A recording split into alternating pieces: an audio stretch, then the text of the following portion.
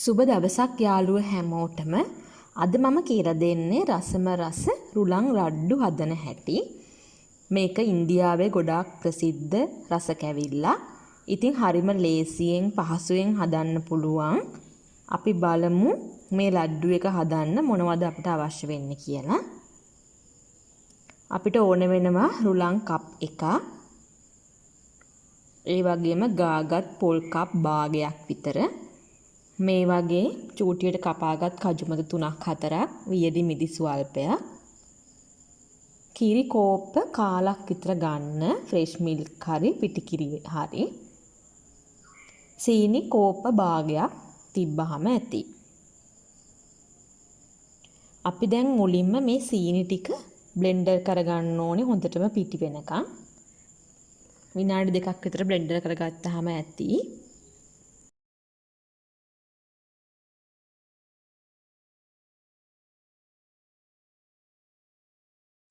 මේ විදිහට තමයි බ්ලෙන්ඩර් කරගම එන්නේ. ඉතින් අපි දැන් ලඩ්ඩු හදන්න පටන් ගමු. මේ වගේ භාජනයක් ලිපේ තියලා බටර් මේස හැන්දක් විතර දාගන්න. අපි මේකට බටර් දැම්මට ඉන්දියාවේ අය නම් දාන්නේ ගිතෙල්. අපි ළඟ ගිතෙල් නැති හින්දා තමයි බටර් පාවිච්චි කරන්නේ. පොල් තෙල් දාන්න එපා. මේක රස කැවිල්ලක් හින්දා පොල් තෙල් රස එන හින්දා. ඊට ටික දිය වුණාම කජු ටිකයි මිදි ටිකයි මේ විදිහට බෙද ගන්න. හොඳට මතක තියාගන්න ගින්දර අඩුවෙන් තියාගන්න. ගින්දර ගොඩක් වැඩි කරගන්න එපා. විනාඩියක් විතර මේ ටික හොඳට බෙද ගන්න.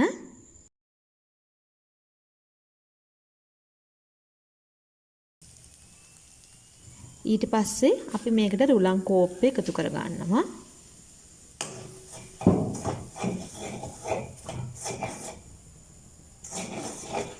අඩු ගින්දරේ විනාඩි 2ක් විතර මේ විදිහට බෙද ගන්න රුලන් ටික.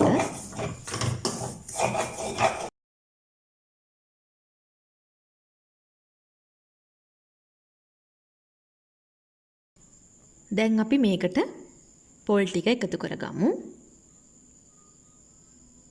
ඒකත් රුලන් වල හොඳට මේ විදිහට කලවම් කරගන්න.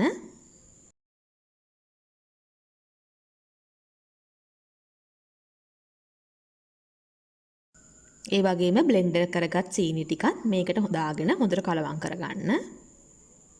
මේ වෙලාවෙත් ලිපේ ගින්දර අඩුවෙන් තියාගන්න.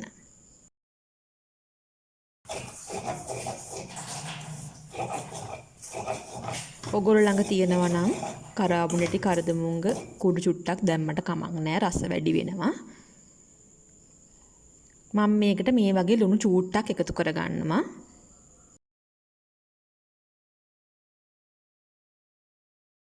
විනාඩියක් 2ක් බැදගෙන අපි ලිප ඕෆ් කරගමු. මේ මිශ්‍රණය මේ වගේ කටපළල් භාජනයකට දාන්න නිමෙන්න.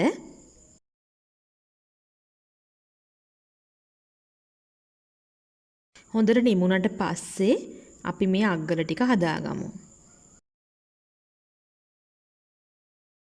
අපි අර තියාගත්ත කිරි කෝප්ප කාලා මේ විදිහට ටික ටික දාලා අනා ගන්න. හරියට අපි සමපෝෂ අග්ගල හදනවා වගේ තෙතමනයක් චුට්ටක් ඕනේ. මේවා බෝල කරගන්න ඕන හින්දා කිරි චුට්ට දාලා ඒ පදම හරියට හදාගන්න.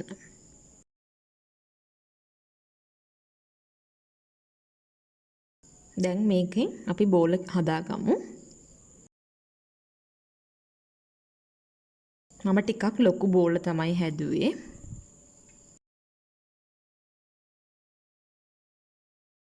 මේ මම ගත්ත ප්‍රමාණයෙන් රුලන් අග්ගල 10ක් විතර මට හදාගන්න පුළුවන් වුණා. මීට වඩා පොඩියට හදාගන්නවා නම් තව ගන්න පුළුවන්. අවසානයේදී රුලන් කුඩු ටික මේ වගේ මේ අග්ගලවල ඉහළ ලස්සන කරගන්න. ඇත්තටම ගොඩාක් රස කැවිල්ලක් මේක. ගොඩාක් ප්‍රසිද්ධයි ඉන්දියාවේ. ලඩ්ඩු කිව්වහම ගොඩාක් ප්‍රසිද්ධ ආහාරයක්. ඉක්මනින්ම පහසුවෙන්ම හදාගන්න පුළුවන්.